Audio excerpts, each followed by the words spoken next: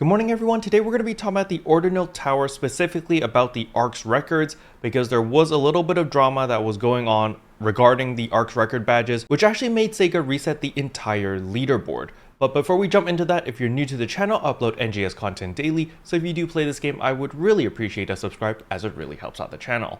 Anyway, without further ado, let's begin the video.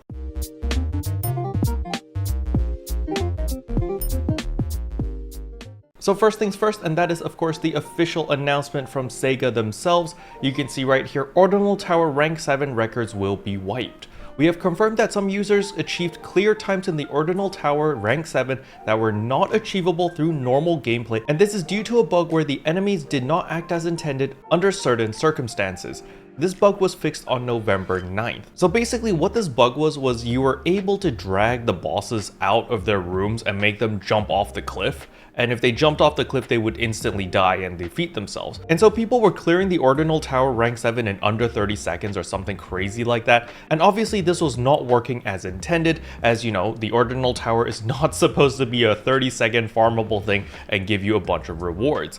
And this probably affected the market to some degree because you did get all those rewards, you automatically got an S rank and your score was insanely high because of this. And so Sega took drastic measures. As you can see right here, accounts that were confirmed to have repeatedly and intentionally used this bug have had their accounts suspended in accordance with the terms and service.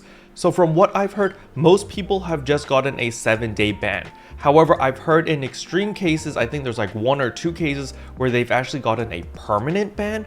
I'm not entirely sure about the permanent ban. I don't have any like actual confirmation. I've only heard this information from other people, not from the source itself. But for the 7-day bans, I have heard firsthand from people who actually did get banned for abusing this bug. And so obviously this has caused a huge issue with the Ordinal Tower ranking, because remember, we have the ARC's record badges, and depending whether you're gold, silver, or bronze, you got rewarded a set amount of ARC's record badges. And so because the leaderboards are in absolute shambles now, because of people abusing this bug and getting like insane high scores, Sega has decided to clear the time and scores of rank 7 of the Ordinal Tower, and all of it will be reset for all users during the scheduled maintenance on November 22nd. So this is the maintenance that comes in tomorrow, and basically everything is going to be reset back to 0. However, lucky for us, it will not be affecting the tasks and titles. So for example, the limited time task that required you to do 10 runs of the Ordinal Tower rank 7, if you've gotten like 5 or 6 or whatever runs, that will not be deducted from your limited time task. You can continue on as B, as well as your titles. If you finally got the title for running Ordinal Tower on like all your classes, you will not lose that title, you'll still retain it.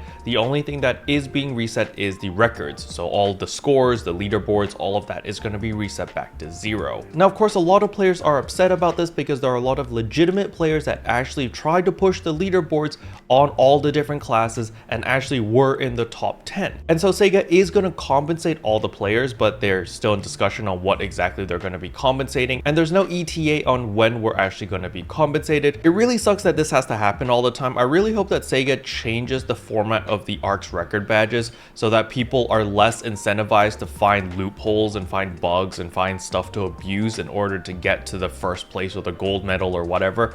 I think an alternative to kind of prevent this from happening is, you know, Sega internally probably have a ballpark figure already of like what is the potential maximum score that a normal player can get without abusing any bugs. Like, shouldn't they just set a range of like, listen, if you get a score between this and this, that is considered a gold rank. If you get a score between this and this, that's silver, and if you just participate, you get bronze. I feel like they should just put in ranges instead of being like, oh yeah, everyone just go ham and push the first place score, and if you get first place you get the gold reward, everyone else gets shafted, because that incentivizes people to find exploits as well as bugs and things that they can abuse to make sure that they get first place so that they get that gold reward.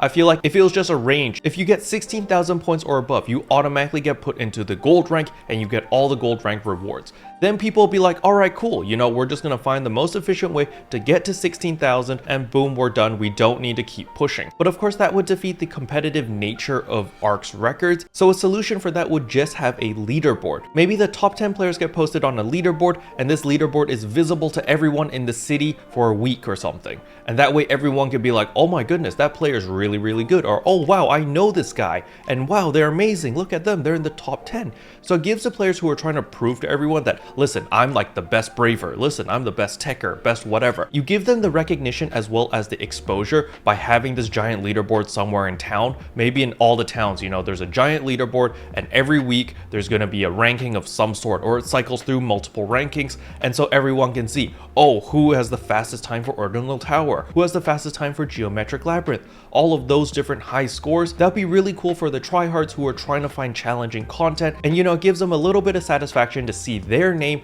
on this leaderboard posted to public. Everyone can see, oh look, I'm first place in this content, and look at me, I'm so amazing, this is my score, blah blah blah. It gives them that, but it also discourages the mass majority of players trying to find loopholes and bugs, because listen, if you just get 16,000 points, you get the gold reward, so you're going to be aiming for 16,000. You're going to try to do the bare minimum, you're not going to try to push further, and that way you don't need to look for bugs and loopholes and other things to abuse to try to get the gold reward, because the gold reward is going to be within reach for the majority of players. As long as you learn the proper pathing as well as how to fight specific bosses and do the content most efficiently, you're still going to be able to achieve that gold reward, and so it would discourage a lot of people from just abusing these bugs and finding loopholes. But that's just my 2 cents. What do you guys think? Please let me know in the comment section below. Special thanks to all the members for supporting the channel. It really means a lot to me. Thank you again. But anyway, that's all I wanted to cover in today's video. Hopefully you guys found it interesting. If you did, I would appreciate a like and a subscribe, and I'll see you guys in tomorrow's video. Bye! What can I say except you're welcome? For the heels, the